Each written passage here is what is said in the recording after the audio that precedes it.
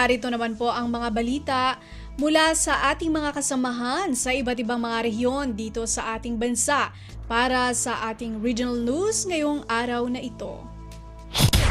Balita mula sa lalawigan sa bawat rehiyon ng ating bayan. Dito sa Ang Pilipinas Ngayon.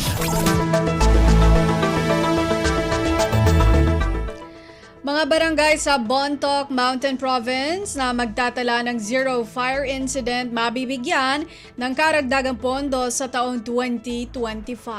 Si Donna Kawizbalyo mula RP Bontoc sa balita. Maikan kanayunan a pondo no 2025 dagiti barangay ditoy Bontoc Mountain Province nga makaragpat iti zero forest fire incident. Daytoy ketsigon iti Bontoc LGU kalpasan ti taripnong dagiti miyembro ti Municipal Disaster Risk Reduction Management Council ita Alawas. Sigon iti Municipal Information Office inikan instruksyon ni Mayor Tudlong ti MDRRMO ken Budget Office nga agialokar iti tanlo ₱10,000 piso manipod iti 2025 Calamity Fund. Ti programa ket paset ti panangbigbig ti munisipyo kadagiti barangay amang poprotektar iti kabanbantayan. Iti report ti Bontoc Fire Station manipod Enero ingana Pebrero ita atawan at that 25 forest fire incidents ti napasamak. Nagpanawagan pa ti Bureau of Fire Protection kadagiti barangay nga iorganisa wenno i-activate ti Community Fire Auxiliary Group kas frontliner ti barangay no adda ti Poor. Manipod DZRA Bontoc, Donna Kawizbalyo para sa Radyo Pilipinas World Service. Balita mula sa lalawigan sa bawat rehiyon ng ating bayan. Dito sa Ang Pilipinas Ngayon. Maraming salamat, Donna Kawizbalyo. Solar irrigation project sa lalawigan ng Kalinga, isa sa mga pinoondohan ng Department of Agrarian Reform sa ilalim ng Comprehensive Agrarian Reform Irrigation Project.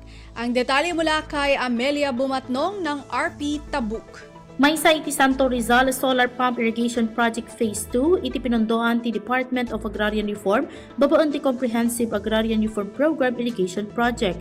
Dahito itinaamuan kini Dar Kalinga Chief Agrarian Reform Program Officer Michael John Giles. Sigun kini Giles, may sa nga akamit ahensya ti panangipaay iti support services kadigiti agrarian reform beneficiaries tapno sumayaat iti produksyon ken income da. Karaman iti climate resilient agricultural infrastructure services. Innayo na ng rugi iti operasyon na daytoy iti napalabas sa bulan ken maura iti official turnover ceremony na. May naig itinasao proyekto, impakamu iti National Irrigation Administration, Cordillera Administrative Region, babaan iti press release, amay sa daytoy kadigiti solar pump projects iti NIACAR iti 2023. Sa kupo na daytoy iti 70 ket 2 nga ektarya, ken mabenepisyaran iti 60 a mannalon iti nasao a lugar. Manipod DZRK Tabuk, Amelia Bumatong para iti Radyo Pilipinas World Service. Balita mula sa lalawigan sa bawat rehiyon ng ating bayan. Dito sa Ang Pilipinas Ngayon.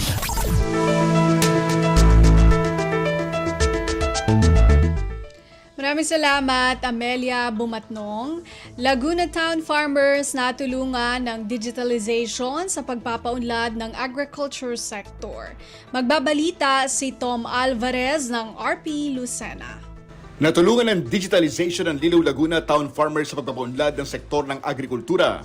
Ayon sa papalitan Los Baños-based Southeast Asian Regional Center for Graduate Studies and Research in Agriculture o SIARCA, na inilathala ng PIA Calabarzon ay napagtanto ng crop growers of Liliw Upland Farmers Marketing Cooperative ang malaking potensyal sa paggamit ng digital marketing sa pamamagitan ng AgriX application para maibenta ang kanilang mga produkto. Sa tulong ng nasabing application ay naging mas episyente at mabilis ang mga transaksyon ng pagbebenta ng mga magsasaka ng kanilang produkto sa merkado gamit ang makabagong teknolohiya.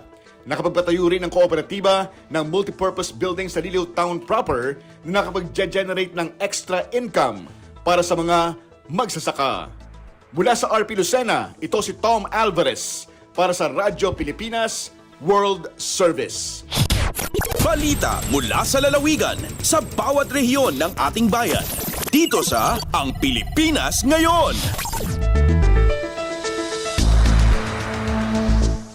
Maraming salamat, Tom Alvarez. Direktor ng Philippine Drug Enforcement Agency o PDEA Mima Ropa bumisita sa pamahalaang panlalawigan ng Palawan. Narito si Lizelle Pilapil ng RP Palawan. Ag-courtesy visit sa gobyerno ang Palawan kapon, petsa 22 ang Pebrero, ang direktori ang Philippine Drug Enforcement Agency o PDEA Mima Ropa nga si Director Christian Fibaldo. Katabid ng ag-atubang sa mga opisyales ang lokal nga gobyerno, ang Palawan sa PDEA Palawan Officer Jeremy Carl Junio ig anang mga kaiban. Igpaabot i Direktor Pivaldo anang pagdayaw sa liderato ang probinsya sa erembeng-embeng nga pagpatika sigdigi nga batukan ng iligal nga droga sa probinsya. Igtawan importansya ang asambit nga opisyal ang kahalagahan ng pagmentenar ang momentum ig mas pagpapaigting iyang anti-drug efforts ang mga otoridad sa probinsya para dayong dong mapunas ang droga sa Palawan. Pwera digi, igpaabot day Provincial Anti-Drug Abuse Program o PADAP Manager Eduardo Modesto Rodriguez ang Anti-Illegal Drugs Initiative, igbetang o estado, iang drug-cleared nga mga munisipyo sa probinsya. Agarin digi sa Radyo Pilipinas Palawan, Dya si Lizelle Pilapil para sa Radyo Pilipinas World Service. Balita mula sa lalawigan sa bawat rehiyon ng ating bayan. Dito sa Ang Pilipinas Ngayon. Maraming salamat, Lizelle Pilapil.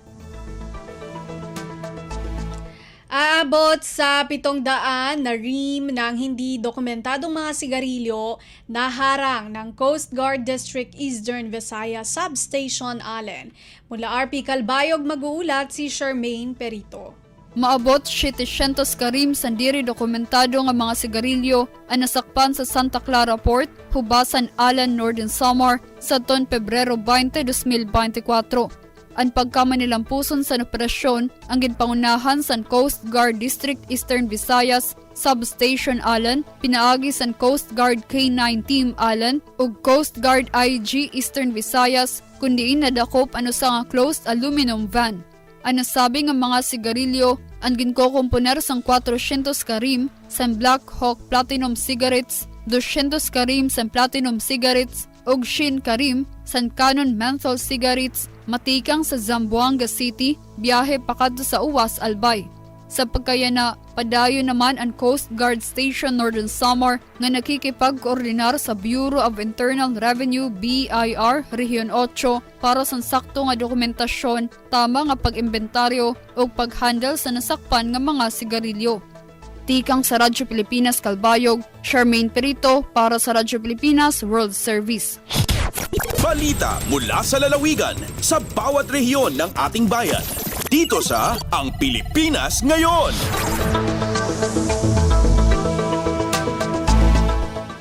Maraming salamat, Charmaine Perito.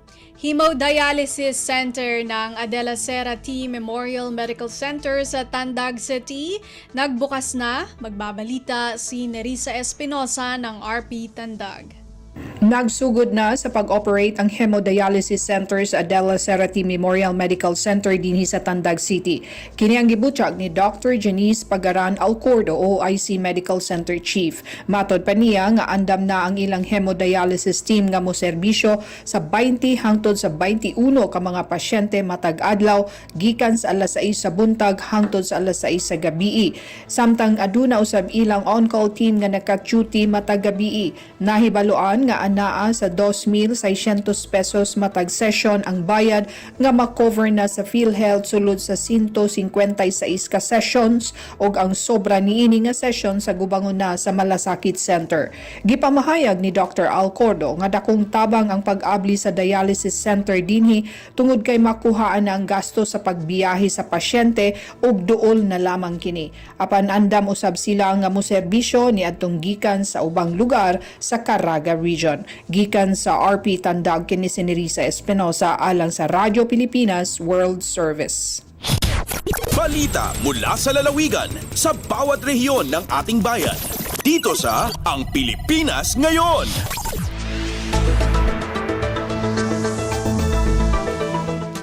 Maraming salamat, Nerissa Espinosa. Holo Local Government Unit o LGU patuloy ang pamamahala sa Pasalubong Center sa pantalan ng Holo na bahagi ng Tourism Development Project ng Ministry of Trade, Investment and Tourism o MTIT sa Sulu.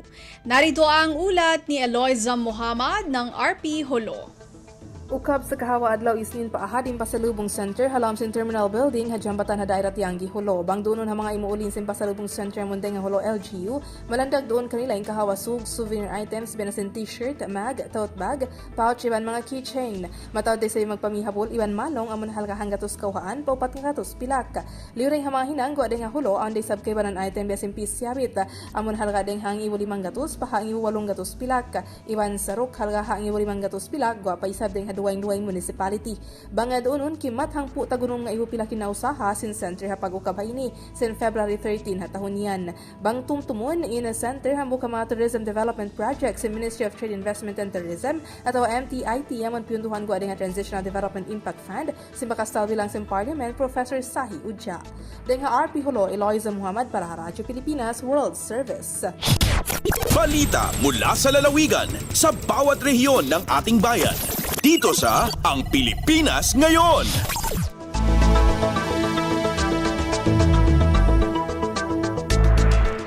Maraming salamat, Eloisa Muhammad. At narinig po ninyo ang kabuuan ng mga balita mula po sa iba't ibang lalawigan dito sa Pilipinas sa pamamagitan po ng ating regional news.